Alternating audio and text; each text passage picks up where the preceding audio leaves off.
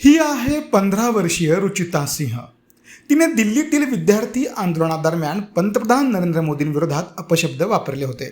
तिचे व्हिडिओ चांगलेच व्हायरल देखील झाले.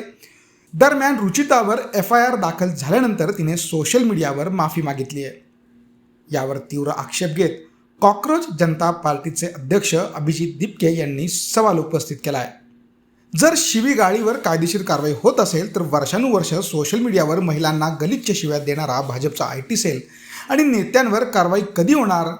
कायदा सर्वांसाठी समान असायला हवा असं देखील त्यांनी म्हटलंय.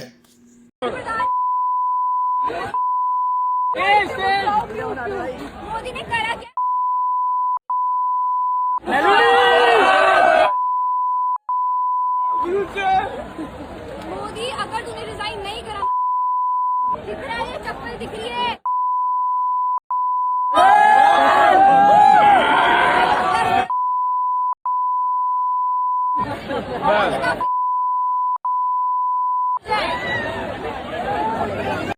जुलाई को मैं CP गई थी अपने फ्रेंड्स के साथ. फिर वहाँ पे प्रोटेस्ट हो रहा था. मैंने वहाँ पे कोक पी. वहाँ पे ग्रुप्स बने हुए थे बहुत सारे. वो लोग बहुत चीज़ें बोल रहे थे, बहुत गालियाँ दे रहे थे प्रधानमंत्री जी को. उन लोगों के इन्फ्लुएंस में आके कि तुम लोग भी बोलो, कोई सब बोलो करके मैंने बहुत चीज़ें बोली.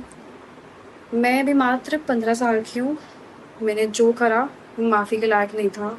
मैंने बहुत गंदी चीज़ें बोली है, बट ये मेरी पहली और आखिरी गलती होगी. इसके बाद मैं ऐसा कुछ नहीं करूँगी और ना ही वो चीज़ मैंने कभी पोस्ट की थी. मैं पूरे देश से माफ़ी मांगती हूँ. मैं इतनी शर्मिंदा हूँ, मैं अपनी नज़र भी नहीं उठा पा रही हूँ. मैं सबसे माफ़ी मांग रही हूँ. मुझे प्लीज़ माफ़ कर दीजिए, प्लीज़. Hello everyone. मैंने अभी देखा कि एक लड़की के ऊपर गाली देने के लिए केस किया गया है. तो एक बात तो ये है कि अगर आप केस कर रहे हो गाली देने के लिए, तो उन बीजेपी के IT सेल पर कब केस किए जाएंगे जो इतने सालों से लड़कियों को गंदी गंदी गालियाँ ऑनलाइन दे रहे थे. क्या क्या शब्द इस्तेमाल नहीं कर रहे थे वो लड़कियों के लिए.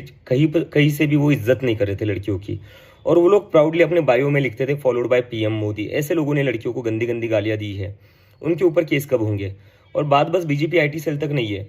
इनके मेंबर ऑफ पार्लियामेंट जो है रमेश बिधूड़ी जी, उन्होंने किन शब्दों का इस्तेमाल किया था एक फेलो मेंबर ऑफ पार्लियामेंट के लिए सबको याद है. यूपी के जो CM है योगी आदित्यनाथ, उनका एक वीडियो भी आया था जहाँ पर जो ANI का कैमरा पर्सन था उसके लिए भी उन्होंने गालियाँ दी थी. तो ये क्या चल रहा है? इस देश में 2 कानून चल रहे हैं क्या? यूथ के लिए एक अलग कानून है और बीजेपी और उनके नेताओं के लिए अलग कानून है. और गाली देना कोई अपराध नहीं है. गाली देना इज़ नॉट अ क्राइम. अगर कोई गाली देता है वो बुरा हो सकता है, वो बुरी बात हो सकती है, तो उसको आप समझाइए, उसको आप कहिए कि गाली मत दो. लेकिन केस किस बात पर किया जा रहा है?